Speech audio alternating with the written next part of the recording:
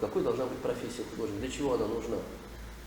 То есть мы должны создавать те небольшие зеркала, желательно, чтобы они были чистыми и не кривыми, да, в которых наше современное общество, глядя, или,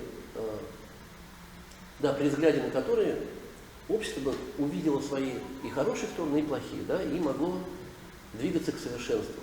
Ну, то есть это так, может быть, пафосно звучит, но в принципе в своей природе профессия художника нужна именно для этого. То есть мы наблюдаем красоту вокруг нас, собираем по частицам распределенную красоту в этом мире.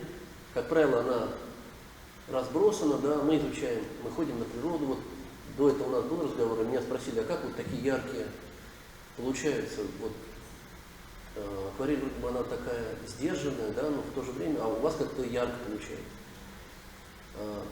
Но вот я говорю, что художник, он концентрирует какие-то вещи, да, собирает их, как сливки на молоке, именно для того, чтобы какие-то вещи мы можем усилить, для того, чтобы обратить внимание людей на то, что на самом деле мир вокруг прекрасен. То есть жизнь, она сложна, она полна испытаний, но очень много того, что помогает человеку эти испытания преодолевать. Вот. Ну и, конечно, в основе этих вещей любовь.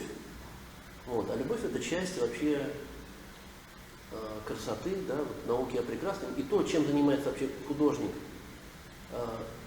как часть этого общества, это, конечно, мы работаем, мы ищем, мы создаем, мы открываем для себя формулу красоты. Она многогранна.